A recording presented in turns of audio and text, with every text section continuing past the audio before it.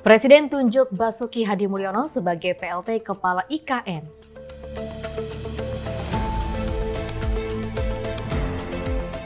Prabowo tegaskan Indonesia siap untuk kirim personel medis ke Gaza.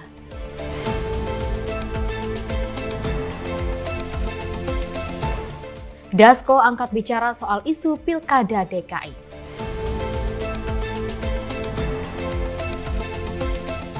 Gerindra tanggapi soal berita hoax Hasto Kristianto.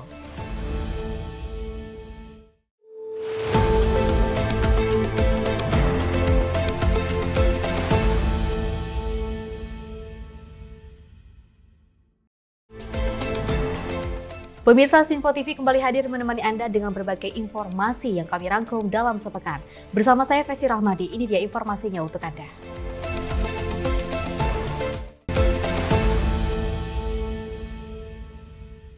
Pemirsa, Presiden Joko Widodo meninjau progres pembangunan Istana Kepresidenan di IKN dengan memastikan persiapan pelaksanaan upacara Hari Ulang Tahun Kemerdekaan Republik Indonesia yang akan berlangsung di IKN. Presiden Joko Widodo kembali meninjau langsung lapangan upacara Istana Presiden di kawasan Ibu Kota Nusantara di Kabupaten Penajam Pasir Utara, Provinsi Kalimantan Timur. Peninjauan dilakukan untuk mengecek kesiapan pelaksanaan upacara peringatan ke-79 Kemerdekaan Republik Indonesia pada 17 Agustus 2024 mendatang. Menurut Jokowi, hingga saat ini dalam persiapan, tidak ada masalah berarti yang berkaitan dengan pembangunan fisik infrastruktur di IKN.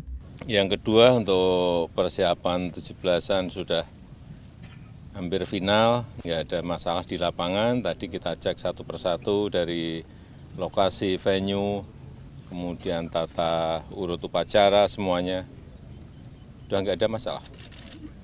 Nanti pembangunan kira-kira pertengahan Juli yang di sini sudah siap dan akan mulai untuk persiapan 17 Agustus. Artinya untuk yang tahap 1 sudah berapa persen Pak untuk konstruksi semua? Untuk yang tahap 1 pembangunan sudah berapa persen? 80-an persen. Jadi kita melihat juga di interior, eksterior, semuanya sudah dalam proses semuanya dan insya Allah selesai. Kepala Negara optimis Istana Kepresidenan siap digunakan untuk upacara perayaan kemerdekaan ke-79 Republik Indonesia pada 17 Agustus 2024. Jokowi memastikan bahwa pada pertengahan Juli sudah rampung dan tinggal menyelesaikan persiapan terkait upacara kemerdekaan karena pembangunannya sudah mencapai 80%. Jokowi juga sampaikan hanya menunggu air untuk masuk ke area IKN. Sangat optimis untuk kantornya. Ini masih nunggu satu, air. Targetnya kapan? Airnya Juli. Airnya Juli. Airnya juga kemarin sudah kita resmikan bendungan Sepaku. Tinggal ini nunggu pompa untuk menaikkan air.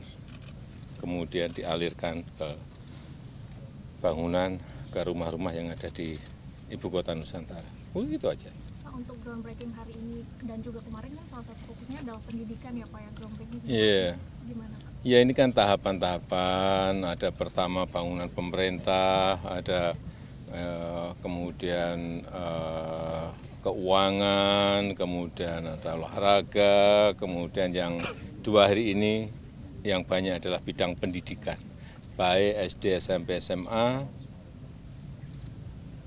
maupun universitas. Saya kira semuanya berjalan. Kita harapkan semuanya berjalan dengan baik.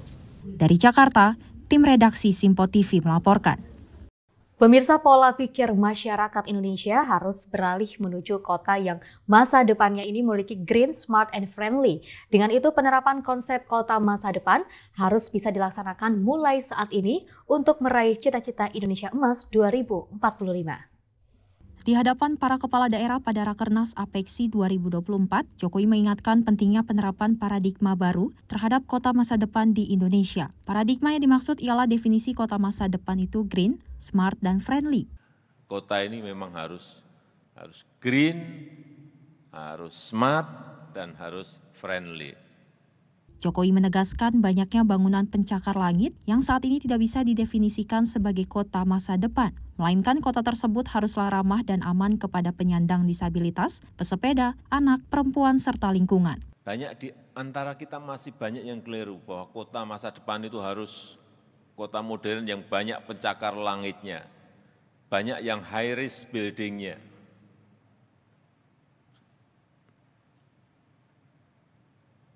Menurut saya, dan sekarang ini sudah mulai ada sebuah paradigma baru.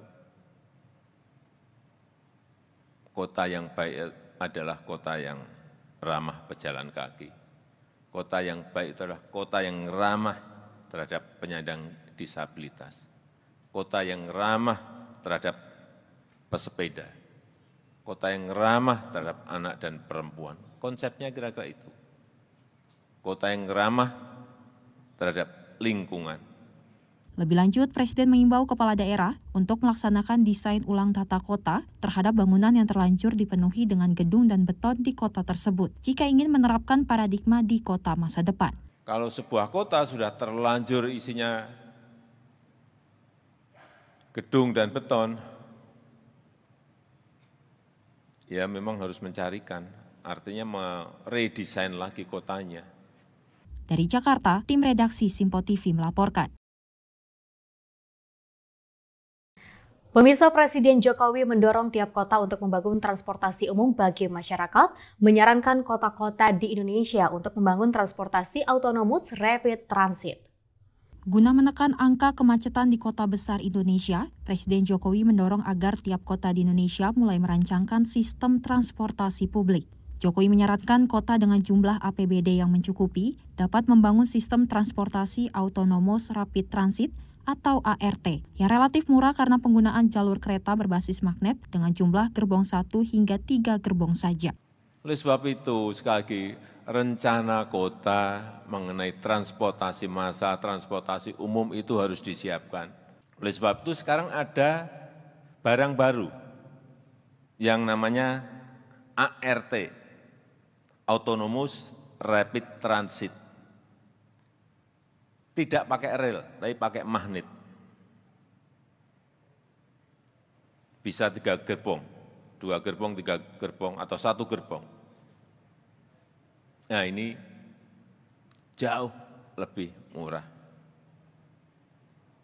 Nanti kalau ada yang APBD-nya memiliki kemampuan, tolong berhubungan dengan Pak Menteri Perhubungan. Lebih lanjut, sistem transportasi ART yang disarankan oleh Presiden Jokowi menggunakan anggaran yang cukup tinggi, seperti pada pembangunan sistem transportasi publik seperti MRT dan LRT di tiap kota hingga kapasitas APBD kota tidak dapat untuk menampung sistem tersebut. Kalau kita bayangannya selalu subway, MRT, LRT, itu biayanya gede banget, mahal. Saya sampai apal, waktu MRT Jakarta dibangun pertama, itu per kilometer, yang MRT yang bawah tanah itu 1,1 triliun rupiah per kilometer. 1,1 triliun rupiah per kilometer. Tolong tunjuk jari, kota mana yang siap membangun MRT dengan APBD-nya. 1 kilometer 2,3 triliun.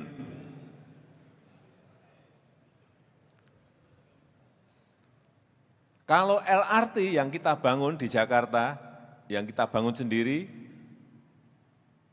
dengan gerbong yang kita buat di Inka, itu kurang lebih 600 miliar per kilometer. Siapa yang sanggup? Ada kota yang APBD-nya sanggup? Tunjuk jari. Saya beri sepeda. Enggak ada yang mampu. Dari Jakarta, tim redaksi Simpo TV melaporkan. Pemirsa, Presiden secara resmi telah menerima permintaan pengunduran diri Kepala dan juga Wakil Kepala Otorita IKN, Pratikno, yang menyampaikan terima kasih kepada Ketua dan Wakil Ketua IKN atas kinerja percepatan pembangunan IKN. Pihak Istana memberikan keterangan pers mengenai mundurnya Kepala dan Wakil Kepala Otorita Ibu Kota Nusantara IKN pada hari ini. Menteri Sekretaris Negara Pratikno menyebut bahwa Presiden Jokowi telah menerima surat permohonan pengunduran diri terlebih dahulu dari Wakil Kepala Otorita IKN, Doni Rahayu. Kemudian Presiden juga menerima surat pengunduran diri dari Kepala Otorita IKN, Bambang Susantono. Baru saja Bapak Presiden memanggil Pak Menteri PUPR dan Pak Wamen ATR. Jadi ini terkait dengan kepemimpinan di otoritas IKN. Di beberapa waktu yang lalu, Bapak Presiden menerima surat pengunduran diri dari Pak Doni Rahayu selaku Wakil Kepala Otoritas IKN. Kemudian beberapa waktu berikutnya Pak Presiden juga menerima surat permohonan pengunduran diri dari Bapak Bambang Susantono sebagai Kepala Otoritas IKN.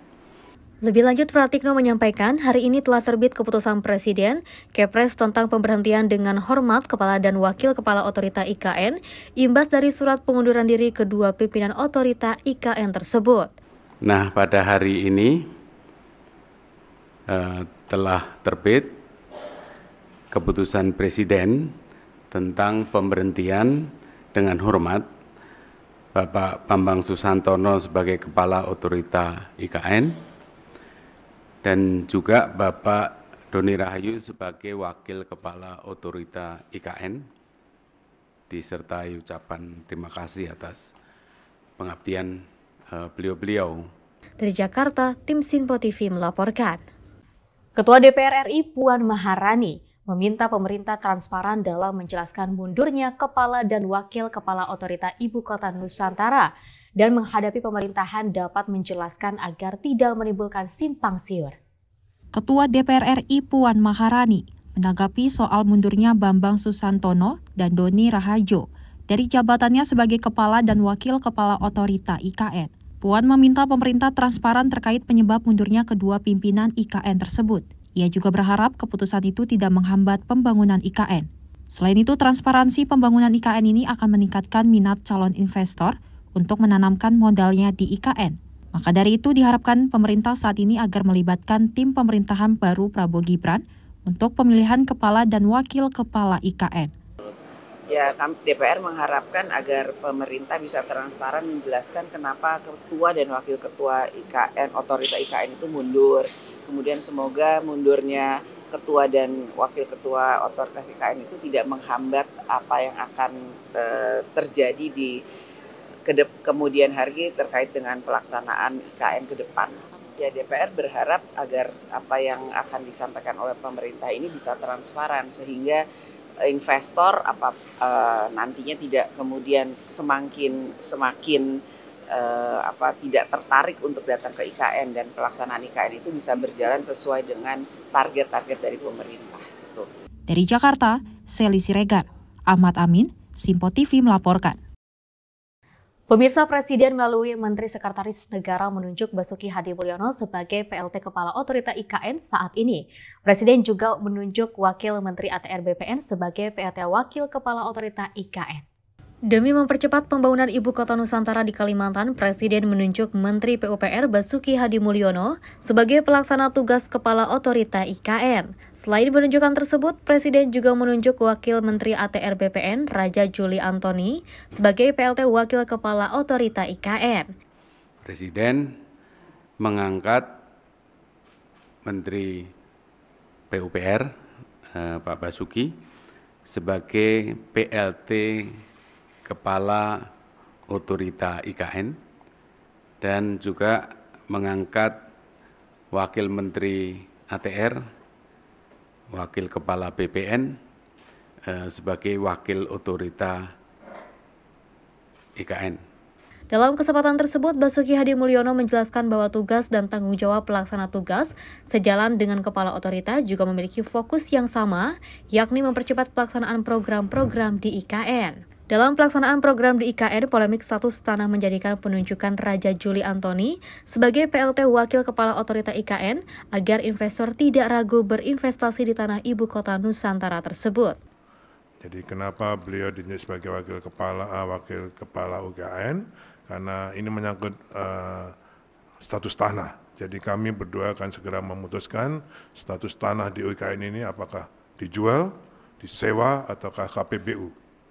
Ya, kami ingin mempercepat itu sehingga para investor tidak ragu-ragu lagi untuk melakukan investasinya. Dari Jakarta, tim redaksi Sinpo TV melaporkan. Menko Marves Luhut Binsar Panjaitan menanggapi terkait dengan adanya pengganti Bambang Susantono untuk menduduki Kepala Otorita Ibu Kota Nusantara, dan menurutnya penunjukan Basuki sebagai PLT Kepala IKN sudah sangat tepat.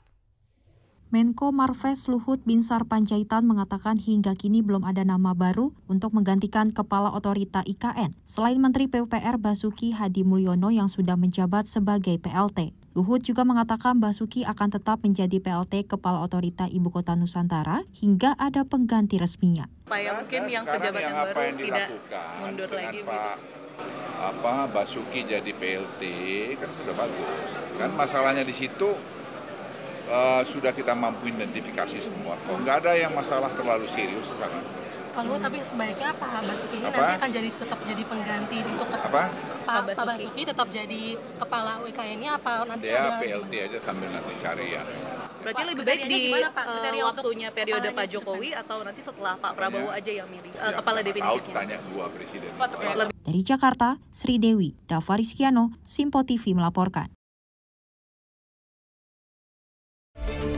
Pemirsa, informasi lainnya akan kami hadirkan usai jeda berikut ini.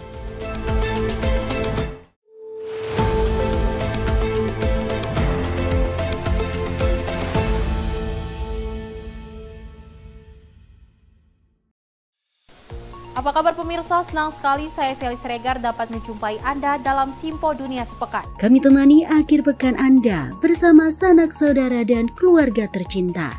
Dengan sajian informasi yang unik dan menarik dari berbagai negara. Pastinya kami akan memberikan berita yang unik dan menarik yang kami rangkum dalam Sinpo Dunia Sepekan. Jangan lewatkan Sinpo Dunia Sepekan setiap Sabtu dan Minggu hanya di Sinpo TV.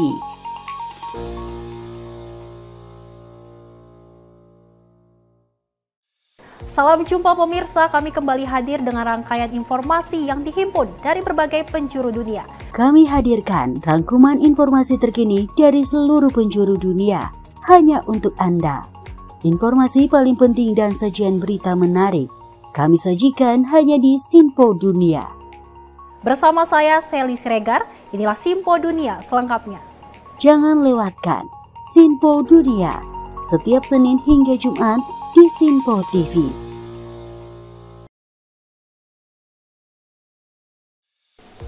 Salam jumpa pemirsa, Anda menyaksikan Sinpo Sepekan bersama saya Syam Hakung. Beragam informasi selama sepekan kami sajikan untuk Anda. Rangkuman berita yang menjadi sorotan media massa siap menemani akhir pekan Anda bersama keluarga tercinta.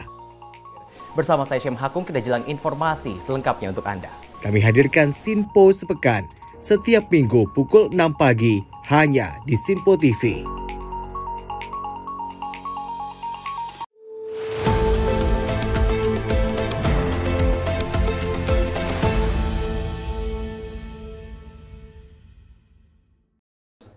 Terima kasih Anda masih bersama kami. Menteri Pertahanan Prabowo Subianto menyoroti dengan dinamika konflik yang masih terjadi di Gaza, Palestina. Ia menyerukan adanya gencatan senjata sebagai salah satu upaya penyelesaian konflik.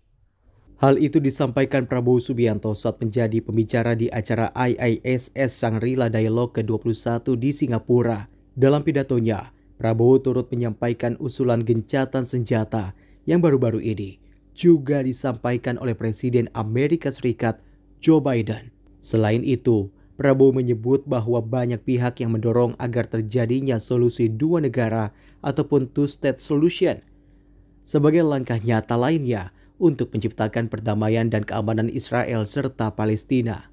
Maka dari itu, Indonesia terus berkomitmen dengan berupaya menyediakan dan mengirimkan bantuan kemanusiaan, baik untuk Gaza ataupun yang diminta oleh PBB. The most recent announcement by President Biden of the United States of America on comprehensive proposals for a ceasefire in Gaza. Although we have to further study the details of this proposal put forward and announced by President Biden, we do view this proposal as an important right step in the direction that we have to go. We view this as an important step forward. We are very pleased of news reports that representatives of Hamas has also voiced a positive response to these proposals.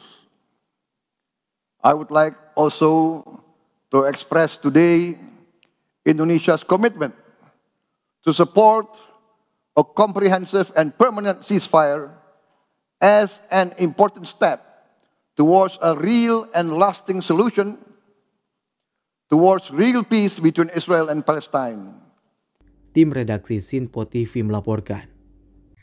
Pemirsa, Presiden ke-6 Susilo Bambang Yudhoyono memuji pidato Menteri Pertahanan sekaligus Presiden terpilih Prabowo Subianto di Forum Shangri-La Dialogue di 2024 di Singapura.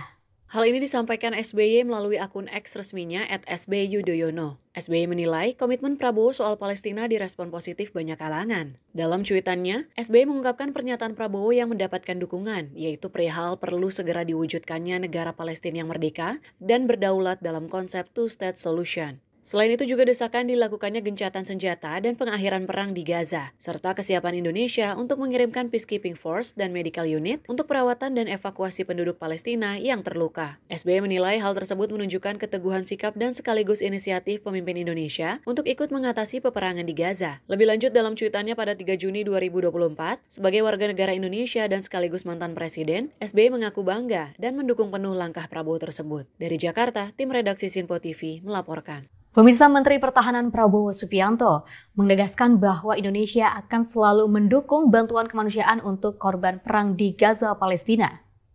Terkait peperangan di Gaza yang telah banyak memakan korban, Menteri Pertahanan Prabowo Subianto mengatakan bahwa Indonesia terus berupaya untuk mengirimkan berbagai bantuan kemanusiaan, termasuk personel medis untuk para warga sipil yang menjadi korban. Tak hanya itu, Indonesia juga bersedia untuk segera melakukan evakuasi para korban ke Rumah Sakit Indonesia di Gaza hingga lebih dari 1.000 orang. Prabowo Subianto kembali menegaskan pentingnya perdamaian jangka panjang dengan solusi gencatan senjata permanen di Gaza hingga mengimbau komunitas internasional agar bekerja sama mewujudkan tujuan tersebut. We are also prepared to immediately send medical personnel to operate field hospital in Gaza with the consent and agreement of all sides. We are in discussions with our partners to expedite the deployment of this medical personnel. Indonesia also is very willing to evacuate and treat wounded Palestinian civilians and those needing hospital care in Indonesian hospitals.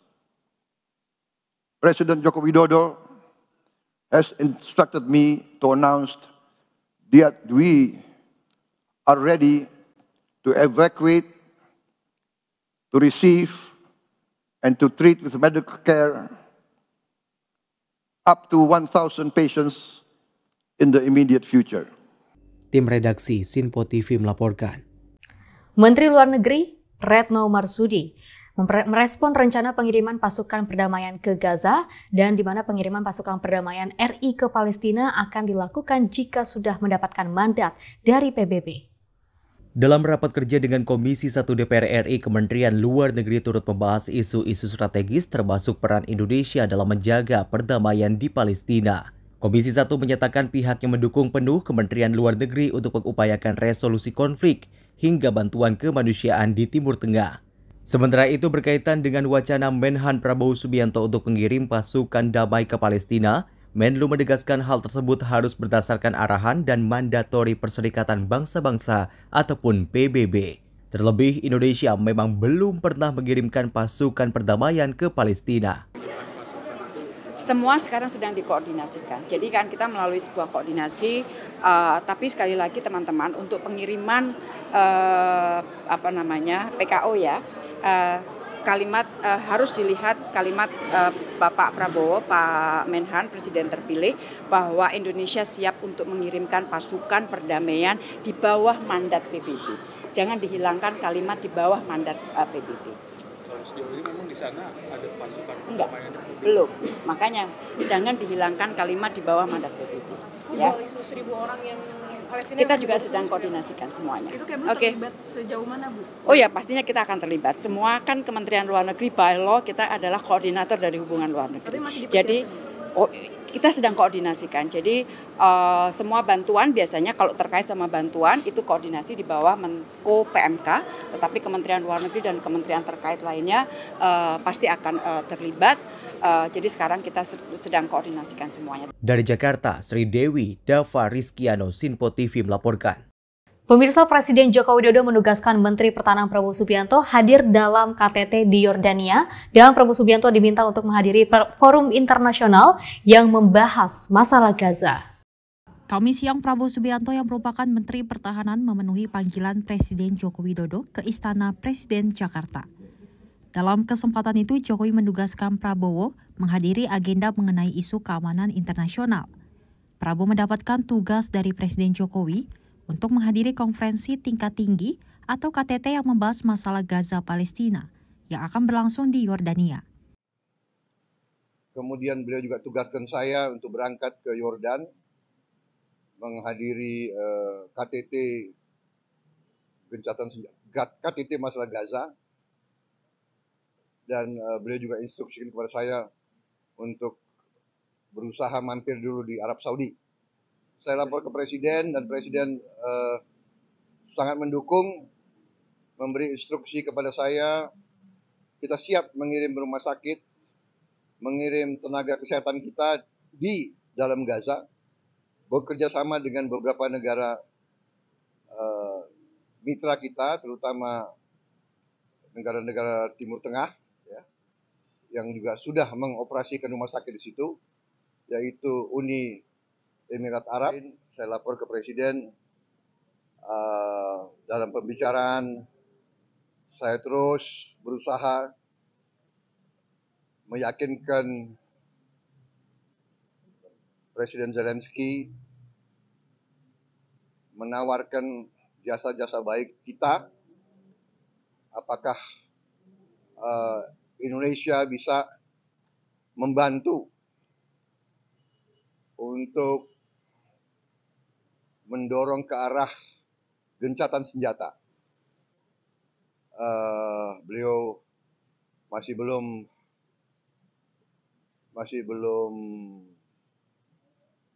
setuju dengan usul-usul kami. Dari Jakarta, tim redaksi Sinpo TV melaporkan. Pemirsa, informasi lainnya akan kami hadirkan usai jeda berikut ini.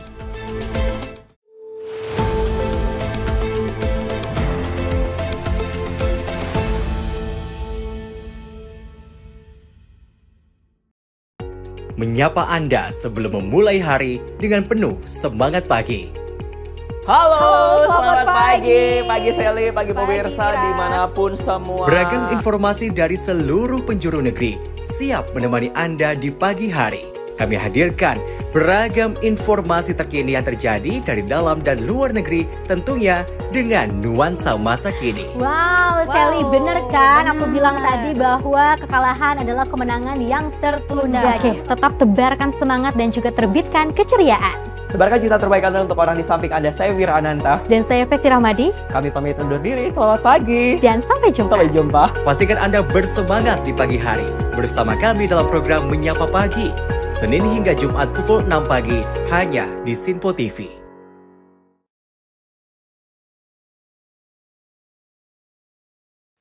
Halo, salam jumpa pemirsa.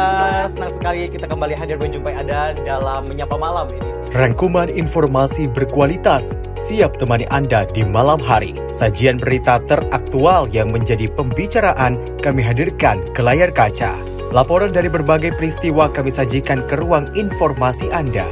Kami hadirkan topik yang jadi sorotan dengan nuansa kekinian. Bangga sekali yang melihat sepak bola Indonesia akhir-akhirnya seperti itu. Selain main di Qatar, Presiden juga ikut ya, para menteri. Tapi bukan di Qatar. Ya, di Gorontalo. Ini di Gorontalo pada saat meninjau panen raya seperti itu, panen raya jagung di Provinsi Gorontalo. Dan kita berharap kok peristiwa-peristiwa seperti ini jauh-jauh lah ya, bener kan Andia? Karena mengerikan curanmor, terus kayak kejadian seperti tadi yang nggak kita duga, nggak kita sangka, yang kita jauh-jauhkan nih bisa saja menimpa gitu. Dan kita tetap harus berhati-hati pemirsa. Dan saya Andi Rezaldi, saya Chef Hakung. Terima kasih sudah menonton. Selamat malam dan sampai jumpa. Saksikan selalu Menyapa Malam setiap Senin sampai Jumat pukul 20.00 waktu Indonesia bagian Barat hanya di Sinpo TV.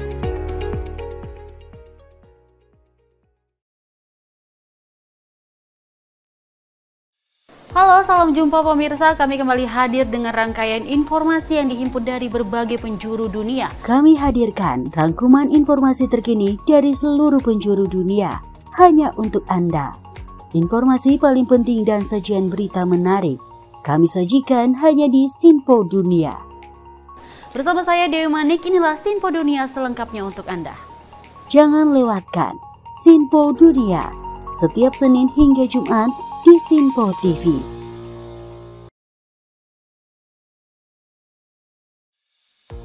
Halo pemirsa, Sinpo Dunia Sepekan kembali hadir menemani Anda dengan berbagai informasi dari penjuru dunia yang telah kami rangkum dalam sepekan. Kami temani akhir pekan Anda bersama sanak saudara dan keluarga tercinta.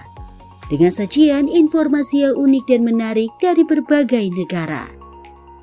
Bersama saya Festi Rahmadi, ini dia informasinya untuk Anda.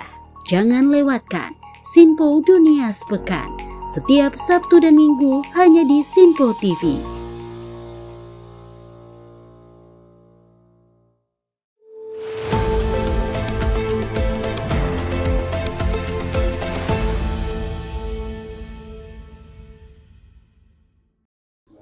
Terima kasih Anda masih bersama kami. Pemirsa, Ketua Harian DPP Partai Gerindra Dasko buka suara mengenai munculnya nama Budi Satrio Djiwandono dalam isu Pilkada DKI Jakarta. Dengan munculnya nama Budi Djiwandono disebut merupakan aspirasi dari masyarakat.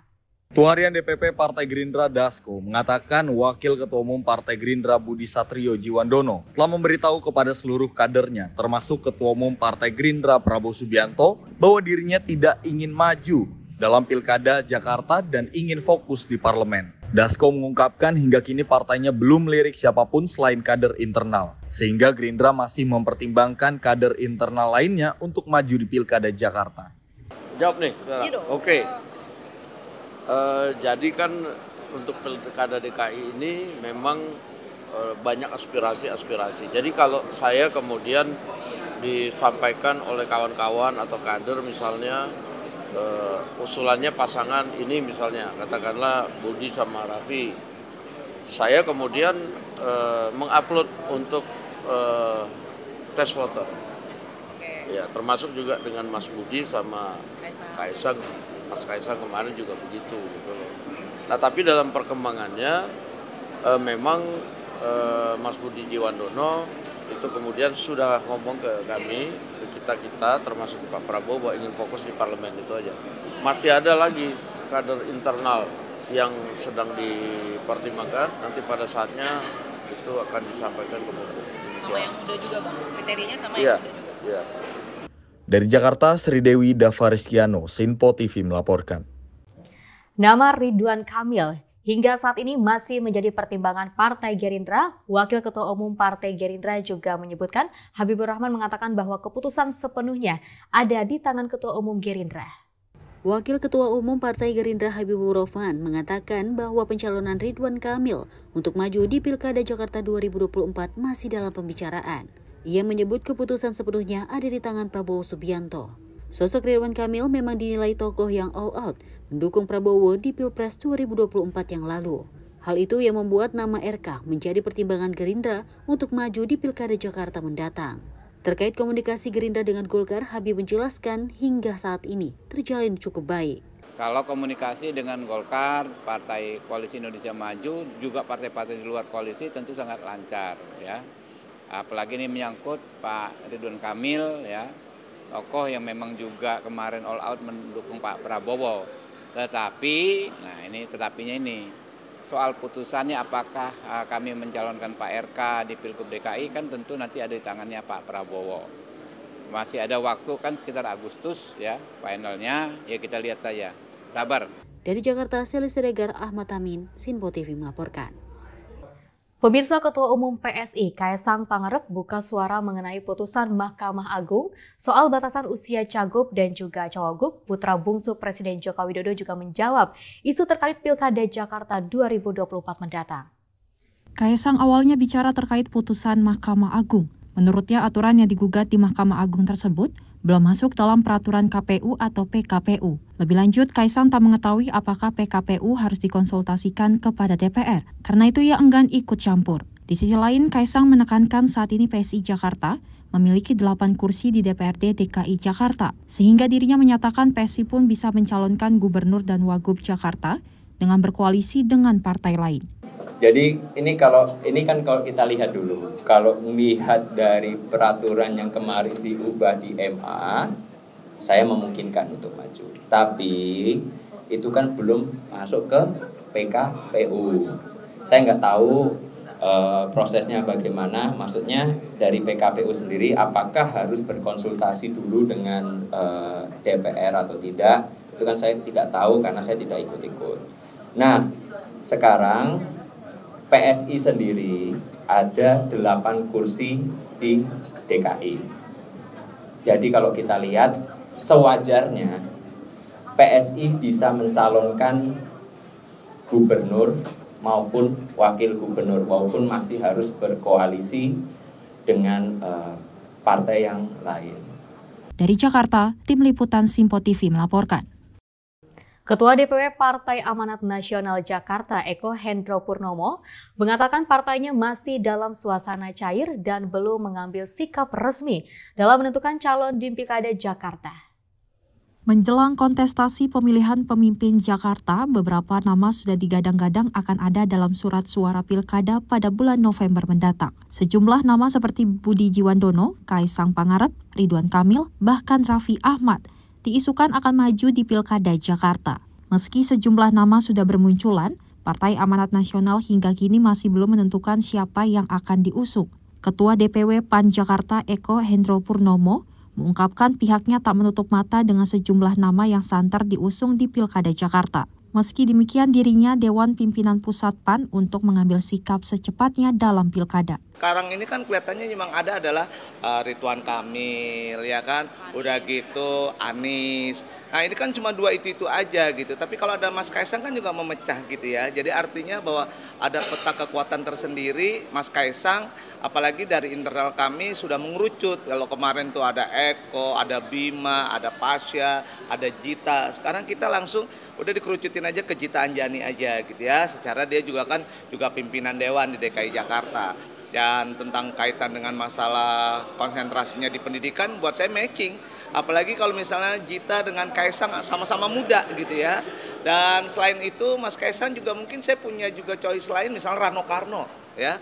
Rano Karno kan juga konsen banget juga dengan Jakarta gitu ya. Apalagi dengan sinetronnya Anak Betawi gitu kan, Sidul Anak Sekolahan. Jadi artinya buat saya ini komposisi yang bisa, jangan sampai orang cuma Ridwan Kamil lagi, Anies lagi, biar ada choice lain. Jadi PAN mengharapkan itu, karena kembali lagi berharap sih DPP ya, DPP PAN bisa mengambil sikap secepatnya. Dari Jakarta, Tim Liputan Simpo TV melaporkan. Ketua DPP Partai Demokrat Herman Hairun tidak mempersoalkan pembentukan tim gugus tugas sinkronisasi yang didominasi oleh pejabat dan juga teras Partai Gerindra. Herman Hairun mengatakan pemilihan orang terdekat untuk masuk sebagai tim sinkronisasi pemerintahan mendatang menjadi kewenangan Prabowo selaku presiden terpilih periode 2024 hingga 2029. Ketua BPOKK Partai Demokrat itu menilai banyak aspek yang harus disinkronisasi jelang pergantian masa pemerintahan sehingga Demokrat tak mempersoalkan lebih lanjut terkait tim sinkronisasi yang hanya didominasi oleh kader Partai Gerindra. Ya intinya itu kan menjadi kewenangannya Pak Prabowo sebagai presiden terpilih. Dan tentu Pak Prabowo harus mengutus terhadap orang-orang terdekat.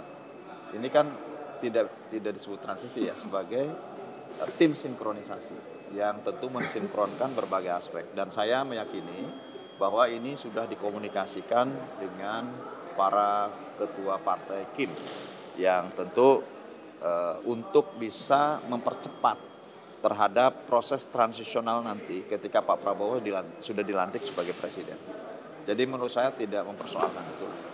Dan ini ada kebaikan yang tentu ke depan bisa untuk memastikan bahwa apa yang perlu dilanjutkan, apa yang perlu diperbaiki, dan perspektif dari APBN. Karena ini juga transisi ini juga menyangkut persoalan APBN 2025 gitu ya.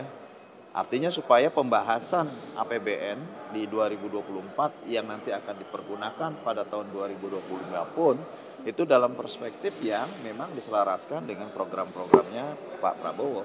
Sebelumnya, jajaran tim gugus tugas sinkronisasi Prabowo diperkenalkan usai bertemu dengan Menteri Keuangan Sri Mulyani pada Jumat 31 Mei 2024.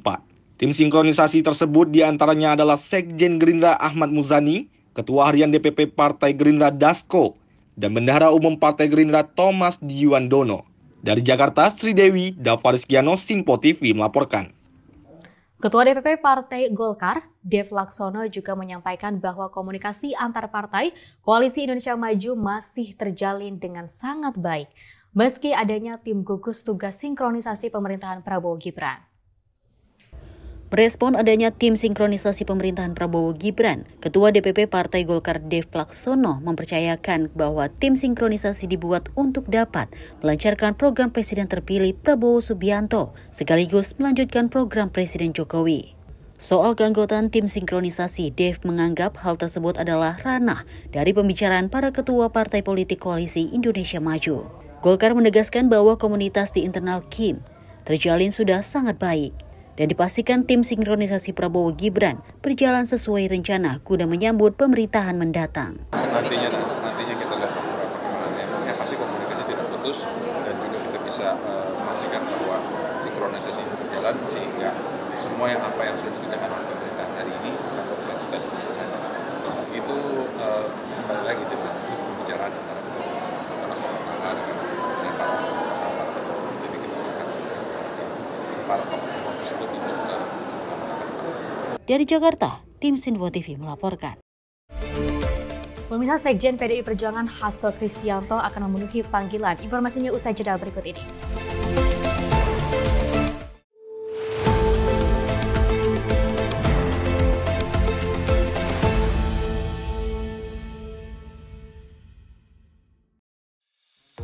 Halo pemirsa, apa kabar? Simpo Dunia sepekan hadir memberikan update terkini peristiwa unik dan menarik. Kami temani akhir pekan Anda bersama sanak saudara dan keluarga tercinta, dengan sajian informasi yang unik dan menarik dari berbagai negara. Bersama saya Dewi Manik, inilah Simpo Dunia sepekan selengkapnya. Jangan lewatkan Simpo Dunia sepekan setiap Sabtu dan Minggu hanya di Simpo TV.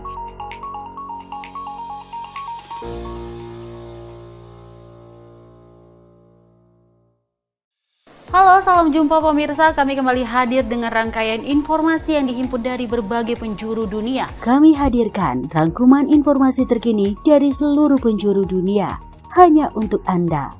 Informasi paling penting dan sajian berita menarik kami sajikan hanya di Simpo Dunia. Bersama saya Dewi Manik, inilah Simpo Dunia selengkapnya untuk Anda. Jangan lewatkan Sinpo Dunia setiap Senin hingga Jumat di Sinpo TV.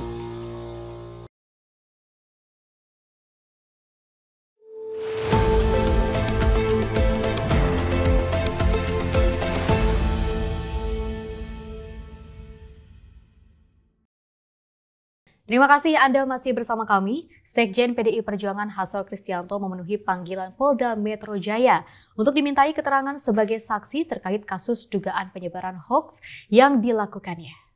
Sekjen PDI Perjuangan Hasto Kristianto tiba di Polda Metro Jaya dengan didampingi kuasa hukumnya Patrai M.Jen dan tim kuasa hukum PDI Perjuangan. Dengan mengenakan baju berwarna merah, Hasto tiba di Polda Metro Jaya pukul 10 waktu Indonesia Barat.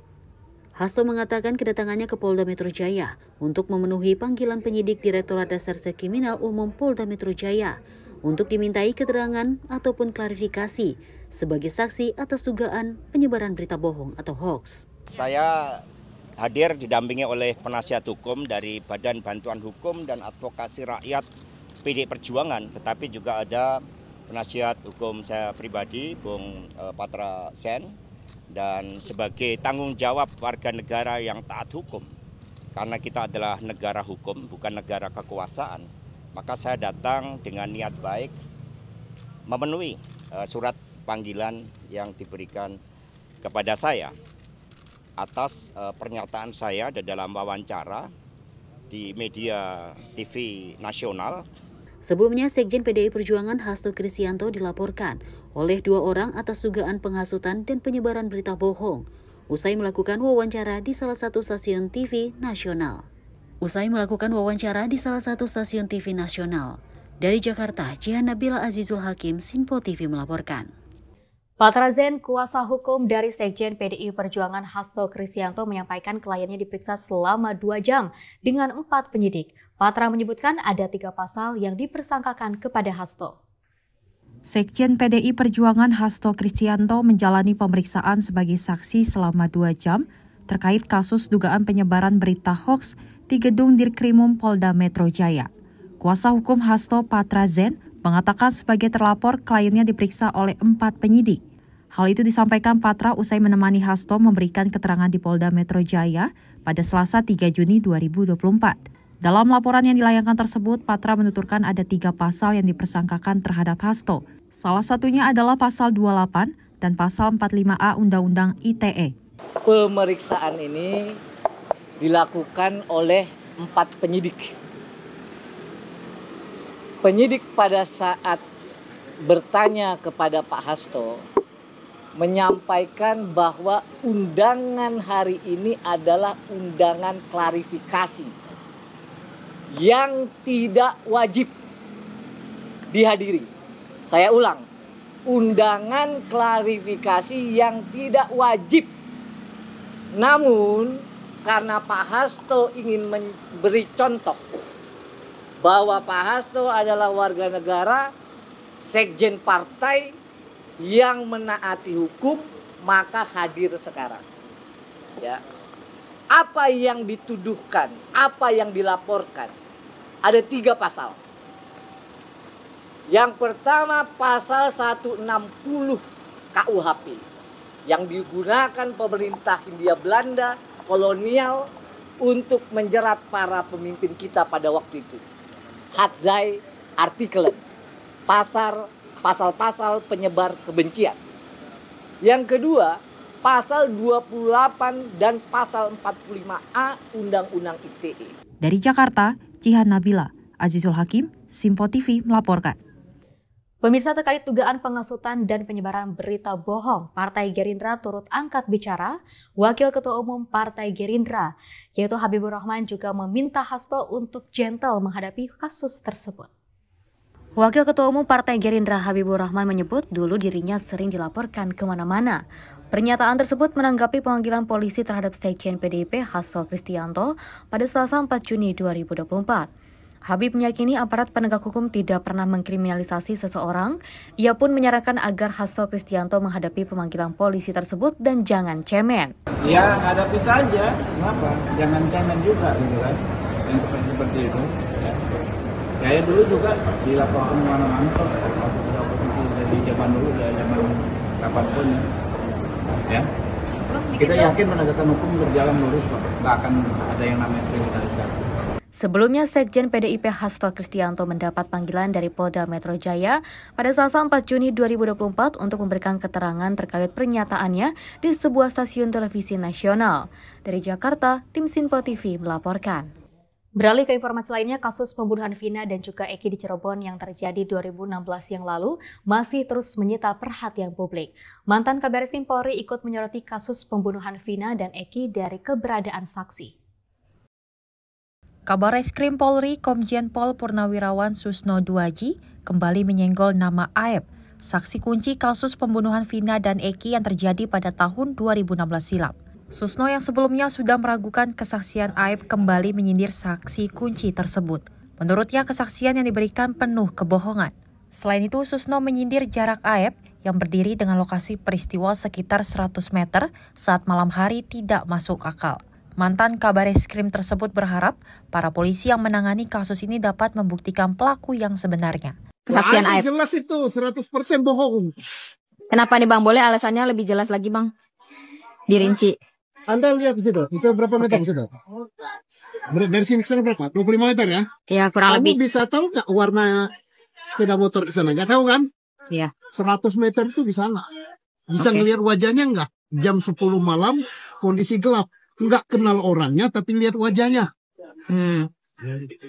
Pakai apa dia melihatnya? Nah, kan gitu aja. Yang penting adik-adik kita polisi yang sekarang sudah berhasil menemukan Peggy ya. Tinggal membuktikan Peggy Setiawan ini bersalah apa tidak. Nah, itu saja. Persoalannya nggak terlalu banyak. Dari Jakarta, tim redaksi Sinpo TV melaporkan. Pemirsa, Mariana selaku kakak kandung dari mendiang Vina mengaku sedih dengan adanya lawyer yang muncul untuk mencari ketenaran semata. Dirinya menegaskan sejak tahun 2016 keluarga tidak memiliki kuasa hukum. Saat perjalanan menuju ke Polda Jabar untuk memenuhi panggilan pada Rabu 5 Juni 2024, kakak kandung mendiang Vina kembali memberikan keterangan mengenai pemberitaan yang simpang siur. Marliana mengatakan bahwa keluarganya tidak pernah memberikan tanda tangan surat apapun sejak kejadian yang menimpa adiknya di tahun 2016 hingga saat ini. Ia kembali mempertegas jikalau ada pengacara yang mengaku-ngaku sebagai kuasa hukum keluarga Vina, maka mereka hanya ingin mencari ketenaran semata dan menjadikan kasus ini aji mumpung. Assalamualaikum warahmatullahi wabarakatuh. Saya selaku kakak dan ayah kandung dari almarhumah Vina hari ini akan menghadiri pemeriksaan di Polda Jabar Bandung. Didampingi dengan tim Hotman 911, kami mempercayakan perkara ini sepenuhnya kepada Bapak Hotman Paris beserta tim Hotman 911 sebagai kuasa hukum keluarga almarhumah Vina yang sah. Saya pertegas bahwa kami tidak pernah tanda tangan surat apapun sejak kejadian yang menimpa adik saya di tahun 2016 hingga saat ini. Saya dan pihak keluarga tidak pernah menguasakan perkara ini kepada oknum pengacara yang mengaku-ngaku sepihak dalam konferensi persnya sebagai kuasa hukum keluarga saya sejak tahun 2016 itu adalah hoaks. Jadi saya pertegas sekali lagi, kalau ada pengacara yang mengaku-ngaku sebagai kuasa hukum keluarga kami, itu mereka hanya ingin pansos dan numpang tenar. Terima kasih. Sebelumnya, Marliana mengatakan bahwa dirinya dan sang ayah sedang dalam perjalanan ke Bandung untuk memenuhi panggilan penyidik Polda Jabar. Dari Jakarta, tim redaksi Sinpo TV melaporkan. Pemirsa, kuasa hukum Peggy Setiawan meminta DPR untuk memanggil Kapolri terkait dengan penanganan kasus Vina dan Eki Cirebon menurut tim kuasa hukum. Dan juga Peggy terjadi salah tangkap yang menyebabkan kliennya masuk penjara. Tim kuasa hukum Peggy Setiawan yang merupakan tersangka kasus pembunuhan Vina dan Eki di Cirebon menemui pimpinan Komisi 3 DPR RI pada Selasa kemarin. Kedatangan mereka meminta agar Kapolri Jenderal Listio Sigit Prabowo dipanggil atas kasus salah tangkap tersebut. Salah tangkap yang dimaksudkan adalah kasus yang dialami Peggy Setiawan yang dianggap sebagai tersangka kasus pembunuhan Vina Cirebon yang buronan 8 tahun. Padahal pihak tersangka yang ditangkap menyatakan bukanlah Peron yang diburu polisi ataupun Polda Jawa Barat. Kuasa hukum Peggy, Mayor TNI Purnawirawan Marwan Iswandi mengatakan pemanggilan Kapolri bertujuan agar kasus tersebut menjadi terang benderang. Khususnya, apakah Peggy ataupun kliennya yang ditangkap merupakan Peggy yang dimaksud selama ini? Ia pun meyakini betul bahwa kliennya merupakan korban salah tangkap. Hasilnya dari pimpinan Komisi 3, dia sangat care terhadap perkara ini dan akan memonitor terus.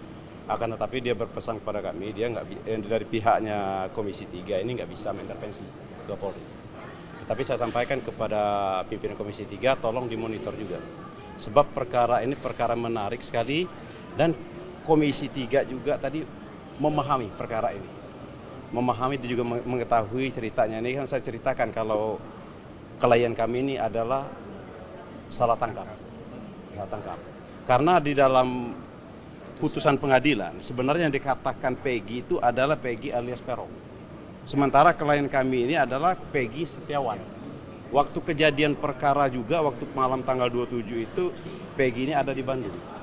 Diperkuat para keterangan saksi. Kemarin kan sudah diminta keterangan ada 3 saksi, hari ini 2. Saya minta tadi ke Komisi 3 agar memanggil Kapolri untuk menjelaskan duduk perkara ini, bagaimana sebenarnya. Komisi 3 tadi lagi mempertimbangkan untuk memanggil Kapolri. Dari Jakarta, tim redaksi Sinpo TV melaporkan. Pemirsa, informasi tadi sekaligus mengakhiri jumpa kita dalam Sinpo sepekan kali ini. Mewakili kerabat kerja yang bertugas, saya Fesi Rahmadi mengucapkan terima kasih dan sampai jumpa.